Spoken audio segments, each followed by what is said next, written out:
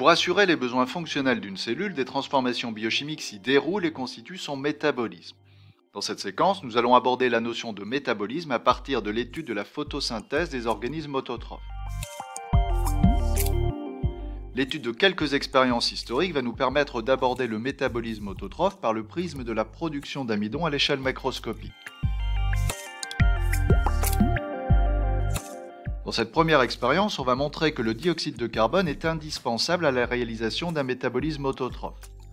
Le dispositif présenté permet d'apporter à certaines feuilles contenues dans le sac 1 de l'air riche en dioxyde de carbone. Le sac 2, quant à lui, reçoit de l'air qui est d'abord passé par un flacon de potasse qui absorbe le dioxyde de carbone. En faisant passer cet air dans un deuxième récipient qui contient de l'eau de chaud, on peut contrôler que l'air est dépourvu de dioxyde de carbone. Par conséquent, le sac 2 reçoit un air totalement dépourvu de dioxyde de carbone. On réalise alors une détection de la production d'amidon dans les deux conditions. Pour cela, on décolore à l'alcool bouillant une feuille du sac 1 et une feuille du sac 2, puis on ajoute du Lugol équivalent de l'eau iodée qui est un réactif qui va mettre en évidence la présence éventuelle d'amidon. On constate que la feuille du sac 1 qui a reçu du dioxyde de carbone a fabriqué de l'amidon, mais pas celle du sac 2 dépourvue de dioxyde de carbone.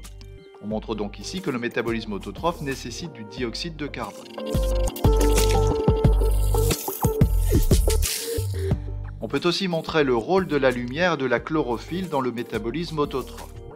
La première série d'expériences présentées en haut du document permet de montrer que les parties de la feuille qui ont été plus ou moins cachées de la lumière par un cache partiel ou un cache total n'ont pas produit d'amidon, ce qui est la preuve que la lumière est un élément indispensable au métabolisme autotrophe.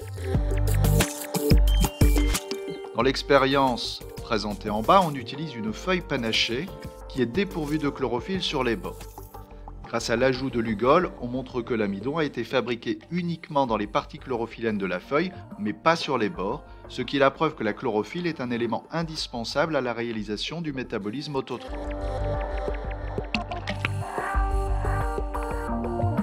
On peut rappeler que la photosynthèse se déroule dans les chloroplastes, ce qui a été vu dans une séquence précédente sur la cellule chlorophyllienne, un exemple de cellule spécialisée.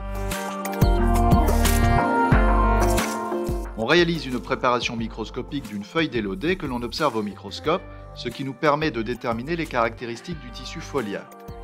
Il s'agit d'un tissu chlorophylien constitué d'un ensemble de cellules chlorophylliennes.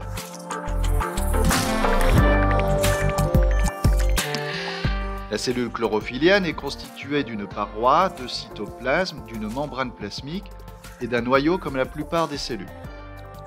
On observe cependant des organites particuliers qui sont les chloroplastes contenant de la chlorophylle. Sur la micrographie de droite, qui correspond à une cellule chlorophyllienne montée dans une goutte d'eau, on peut distinguer les différents chloroplastes riches en chlorophylle. Sur la micrographie de gauche, qui correspond à la même préparation mais cette fois-ci montée dans une goutte d'eau iodée, on remarque que l'eau iodée a réagi en colorant en brun l'amidon. Les chloroplastes sont donc le lieu de la synthèse d'amidon. Les chloroplastes sont des organites qui sont spécialisés dans la photosynthèse. C'est à l'intérieur du chloroplaste que vont se dérouler les réactions métaboliques permettant la production d'amidon. Le recours au microscope électronique à transmission avec ici un grossissement de 20 000 fois permet de mieux observer le chloroplaste.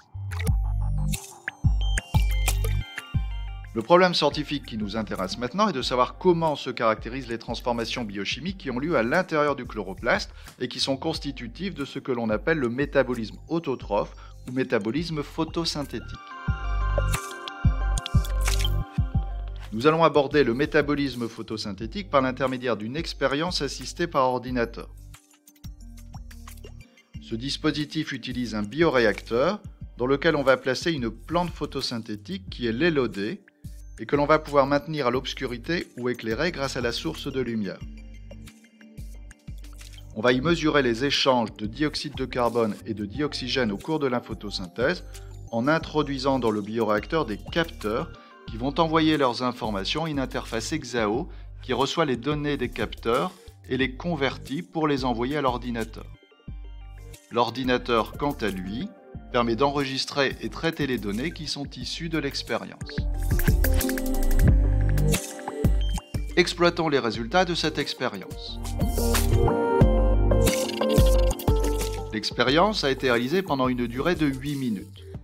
La première phase de l'expérience se déroule à l'obscurité et après 3 minutes 30, on a allumé la lumière. Les résultats que l'on obtient sont les suivants. À l'obscurité, on constate une augmentation de la concentration en dioxyde de carbone, c'est la courbe rouge, et une diminution de la concentration du dioxygène, c'est la courbe bleue. On peut donc en conclure qu'à l'obscurité, le plan d'Elodé consomme du dioxygène et rejette du dioxyde de carbone, c'est-à-dire que la plante respire. Dit autrement, elle pratique ce que l'on appelle un métabolisme respiratoire. À partir du moment où on allume la lumière, on constate l'inverse, c'est-à-dire une diminution de la concentration en dioxyde de carbone et une augmentation de la concentration en dioxygène. On peut donc en conclure qu'à la lumière, la plante consomme du dioxyde de carbone et rejette du dioxygène. Elle réalise la photosynthèse, c'est-à-dire qu'elle pratique un métabolisme photosynthétique.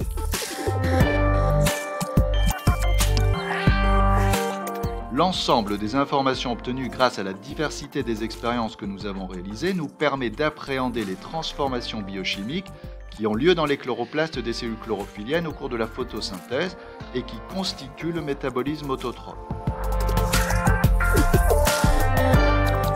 Dans le chloroplaste, sous l'effet de la lumière absorbée par la chlorophylle, le dioxyde de carbone et l'eau qui ont été prélevés par la plante vont être transformés en différents intermédiaires métaboliques qui vont conduire à la production de molécules organiques comme l'amidon de formule C6H12O6 et de dioxygène.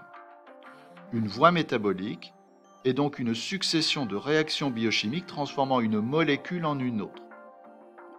On peut noter au passage que le rejet de dioxygène par la plante constitue un élément fondamental pour l'oxygénation de notre planète, raison pour laquelle on qualifie la forêt amazonienne de poumon de la planète.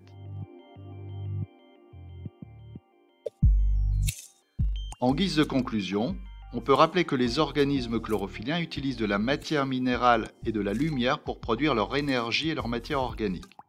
Elles absorbent du dioxyde de carbone, de l'eau et des sels minéraux afin de produire en présence de lumière leurs molécules organiques. C'est ce que l'on appelle la photosynthèse. Le métabolisme dépend de l'équipement spécialisé de chaque cellule, comme les organites, par exemple les chloroplastes, et les macromolécules, par exemple la chlorophylle ou les enzymes.